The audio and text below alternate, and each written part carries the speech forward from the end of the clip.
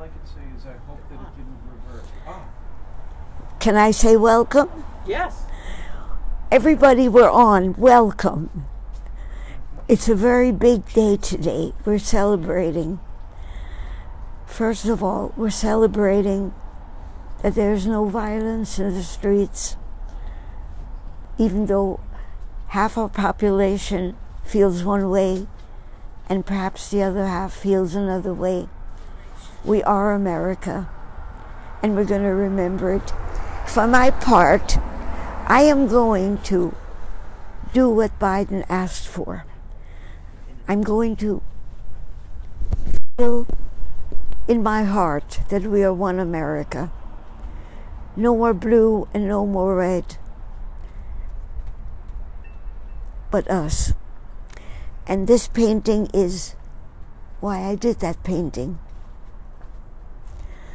And in my case, I sat down with myself and I thought, I have to stop. I have to stop the division in my brain of voting and what it meant this year. We're going to talk about this. We all have preconceived ideas of us and them. And our planet is dying. And we caused it. And the divisions of whether to use this material or that material, whether to drink this or eat this, forces the world to be close to global warming. So for my part, I'm going to do my best about that. I'm going to be aware of what I eat and what I spend and what I do. And for that reason, Deeds and Mike, that paper you gave me of things we can do, I've been working on it all week. I've been sorting things out which I really don't need to give away. I need just so many coats, just so many pairs of socks, so many bathrobes, so many anything. And I'm going to begin to do one thing. I'll still continue giving to the Vietnam veterans, but I'm going to call homeless shelters and ask if I can give to them, because there are so many homeless now. Okay? I also want to celebrate the first woman to be a vice president in all our history. Not only that, she's of a different color and different cultures. And so am I. My being white is just as divisive to some people as being black is to others. And I'm going to zero in on that in my brain and change.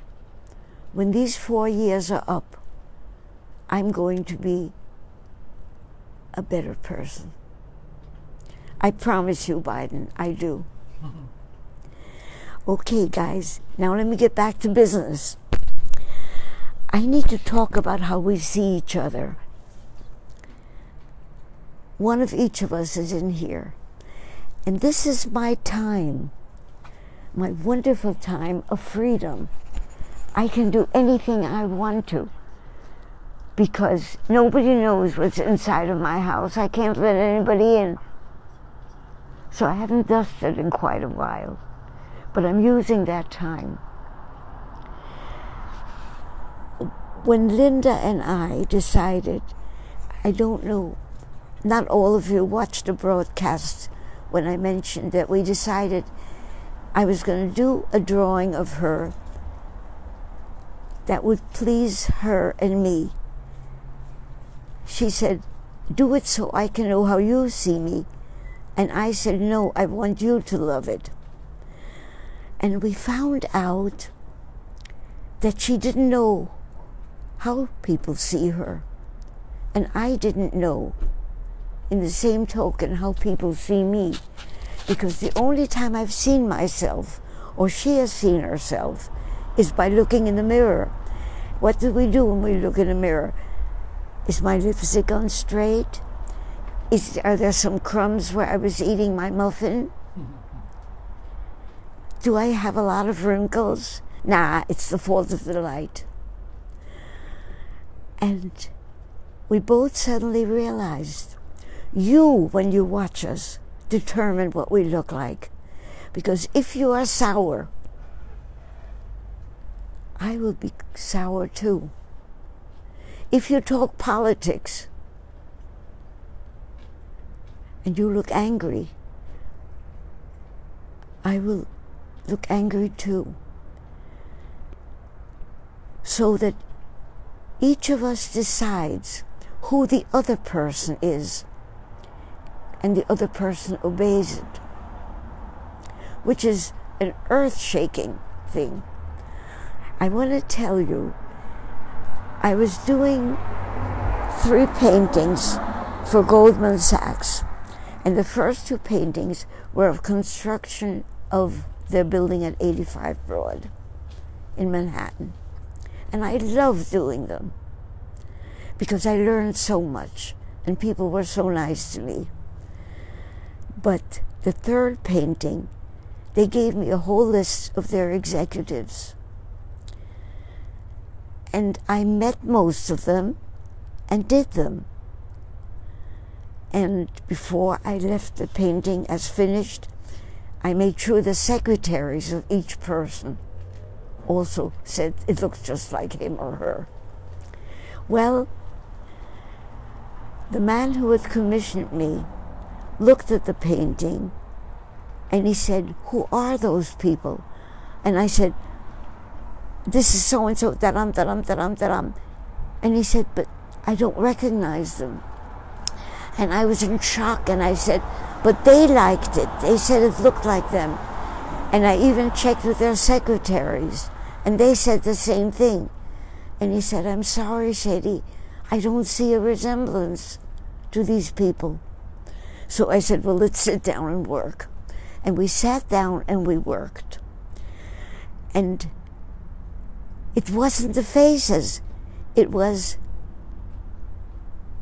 the way I dressed them.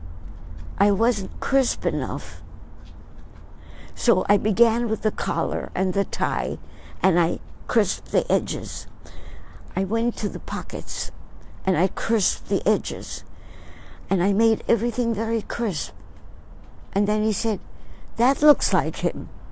That looks like him. We did each one. I did not have to touch the faces, but I had to touch the shoulders and the pockets. And when we were finished and he was happy, he said, Hedy, I have the answer. You see round, and I see linear. I see up and down in everything, every chart, every person. I see up and down. I have never forgotten that. That lesson made me realize, now in the political divide, we don't see the same way. But each of us has a validity in the vision they have. I have to learn to see those who love Trump.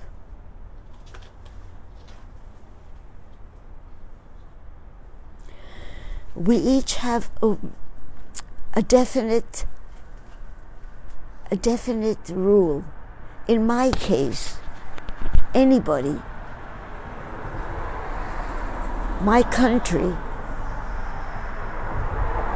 taking children from their parents to prevent the others from coming here. refugees because I was a refugee from Hitler. But I also know that I was saved and my family were saved by the boyfriend of a neighbor who was a stormtrooper. And we all escaped because he went to find my father, who had already been rounded up for the concentration camp. So who am I to label anybody in any fashion? I remember once being very upset because in the newspaper I read that somebody Jewish had committed a crime. And I have wonderful friends who set me straight. Kathy and John Olson. John said, "Why does it upset you so much that this man did what he did?"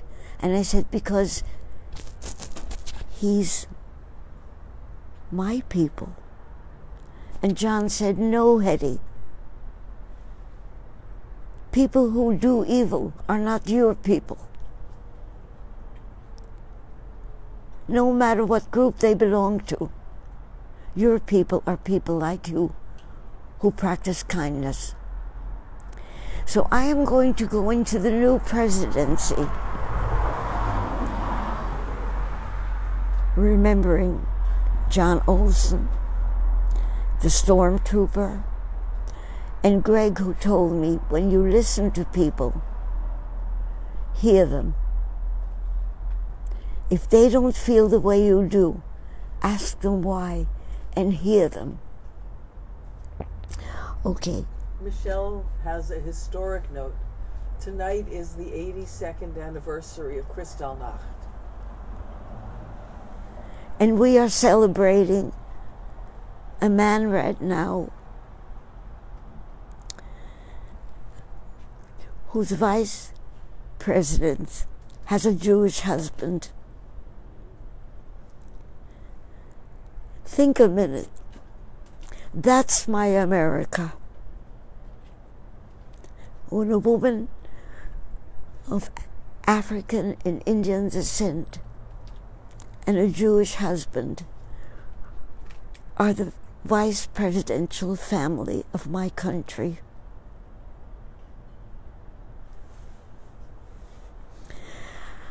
How could I not be grateful? Because I belong here. And one thing I'm going to be doing for next week, what I have been doing is, since I've been a New Yorker, since 1948 when I came to the United States. First I came to Chicago, and then I came to New York. But what I want to do is to have you join with me in beginning to see, like Goldman Sachs taught me, you might see linear or you might see curves. But these people might not see like anything like that. I know that people who understand computers see the world without the fear that I have. I have my own fears. They're because I who work with my fingers and my hands, I write and I paint. I'm at loss when I hold my cell phone. I'm at loss when people I love say, "But don't you have my number in your cell phone?" No, because I don't know how to put it in. And yet, my Mary was teaching me, and teaching me with such gentleness and kindness that I learned. But now she's not here, and I'm lost. Because I'm embarrassed to ask people, how nowadays can a woman of my age say to a young person, would you please program this number in there because I'm not sure on how to do it. We all carry shame of some kind. I'd like to address that. Shame is our fault. It may be our inner mentor. Inner mentor is something that Kenny was teaching me. The inner mentor, we talk about it every night, what our inner mentor said. In my case, it tells me to be brave. Okay? It told me when I had a stroke and I fell and I broke my shoulder and I broke my right hip 2.5 years ago. And they said I wouldn't walk. But I knew I would walk. So I don't walk gracefully, but I walk. And I walk with a walker. There isn't anything you and I cannot do, but I don't want to learn technology because it scares me. I'm allowing myself to be scared. Because thank goodness I can read and write. And that's the weapon I have against texting because my hand does shake. So I just explained to people, my hand shakes. I'll always hit the wrong thing. But it's a lie because I don't want to text. If I had to, I would. Okay? Now, let me talk about what I learned in art school. I didn't learn much, but I did learn from the time students talked to each other. And there was we sat on the steps and we acted intelligent. And this young man said, have you noticed that everything connects to everything? If you draw a tea kettle, nobody would know how it's made if it didn't show reflections and shadows. And that really got to me. So when I do a person, I make sure I do the surroundings that cast some form of light. I want to show you, he also said that everything goes into everything else. And I want to explain that to you. Joni, could you show this? No, this one first. Kenny is putting it on Facebook. So if you don't see it well enough, it's there. Watch how the curves of the roots dig down. There's water underneath. Look how they climb. There's nothing straight there. Everything in nurture curves. If you take a magnifying glass and you hold it over a thin hair, you will see the top is round. It's never sharp. If you magnify it, the sharpness does not exist. Okay? Watch how it climbs to the earth. By the way, where do our fingers go? They climb, they point, they move. In this one, I saw all these things living within the same space and making room for each other. I wanted to show this because that's what I would like to happen in our world, that we live together.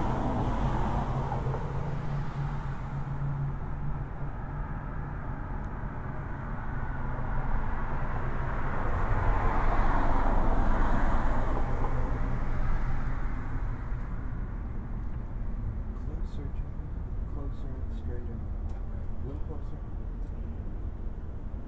Love her grandma.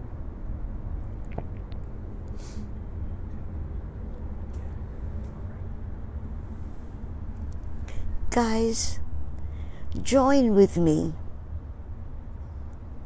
in picking this time when we cannot see people and hug people. Let us become who we want to be.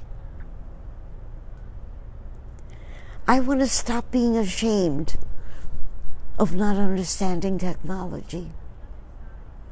And I will, as of today. I'll just say, I'm 91 years old and I know how to read and write. That was from my period of time. I'm not happy with the other things. I don't like texting because it's one or two words instead of a conversation. I miss conversations. Okay? I'm not going to be ashamed anymore. Let me be honest and say, I need to know what you think, but not that you're okay. Shirley Baker says we are all connected, interconnected, a community. Shirley, I love you. And yet, think a minute. It's not only because I've known you for so long,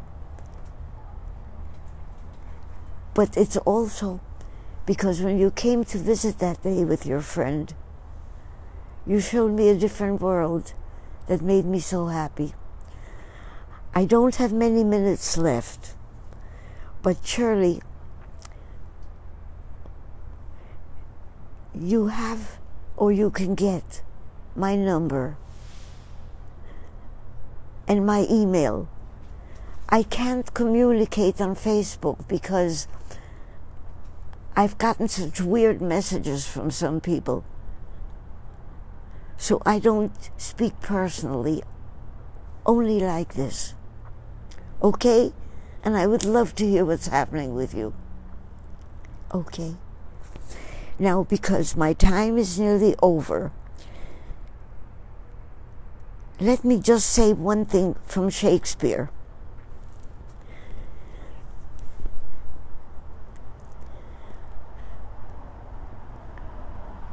Let me think of how we began that, what got me so. Should I read you the quote? Do you want Kenny to read you the quote? Yes. Okay, I'm not ashamed for having forgotten. My memory is never good anymore. But Kenny, tell me. I'm finding it. Shirley says she will call. I'd love it.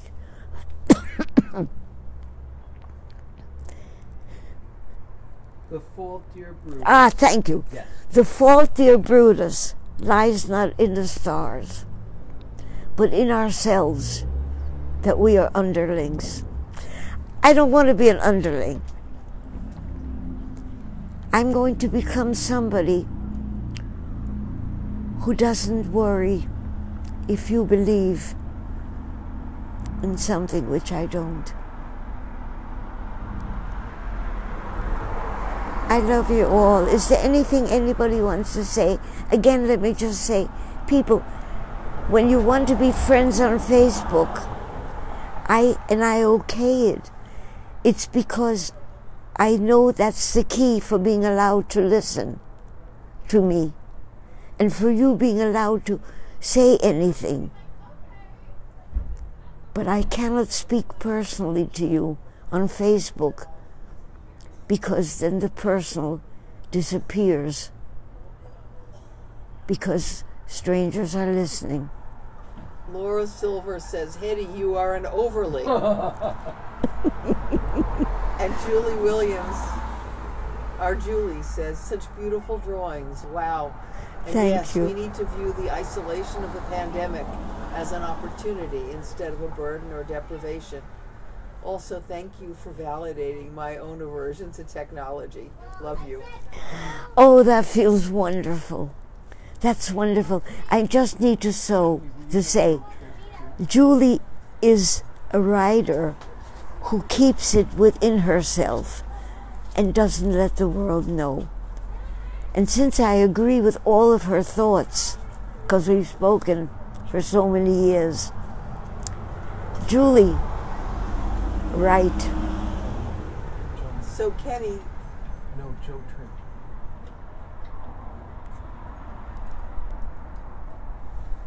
Joe Tripp's message, and then mine. And it's Joe's birthday on Wednesday, and her name. Can I just do one thing? it's Joe Tripp's birthday on Wednesday, and it's Hernan's birthday, so wish them happy birthday. Yes. Can we sing? And Joe Tripp said, "Love you, Hedy. Your words bring comfort." I love you, Joe. And then Kenny has a question for you. This is Kenny, who is your son. That Kenny. That one. He says, can you talk about how the biggest step in healing shame is the recognition that we want to do goodness and not harm? Oh. Say it again, but loudly, so everybody hears it. Talk about how the biggest step in healing shame is the recognition that we want to do goodness, not harm. Yes, and shame is one of the greatest punishments that we give to others.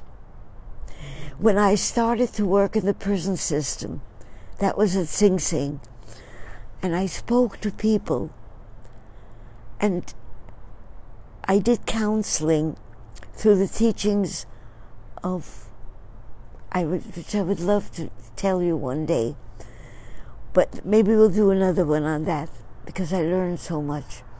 But I remember when people spoke of the shame they carried, it was not what they did. It was how they were shamed in childhood. Not what they did, but how they carried the shame that somebody put on them. Sandy says, Ishmael says you were the most wonderful person to him. You made him feel so welcome in the family. You all did. Ishmael, you walked into a world which was so cruel because you're Muslim, and yet you rose above it. And I was able to hear of your intelligence and your goodness. And I love your wife, and I'm so grateful that she brought you into my family. I have 2 minutes left. I would love you to come up with some idea, especially Michelle, if I'm pronouncing it right. How do we do this during winter when it's not perfect like this and snow lies on the ground and we can't go inside? Any ideas that anybody has, please, please put them out. And I love you all. I look so forward to Monday nights. And Tammy, thank you for the ideas you've been giving me. Because this broadcast is all my broadcasts on Facebook are the end result of that the question you once asked me. Next week I'm going to begin with one painting every Monday, and maybe through it I can help unify us into learning how wonderful a nation of immigrants is, because I stress that in every painting, that we are all here. Goodbye. I love you all.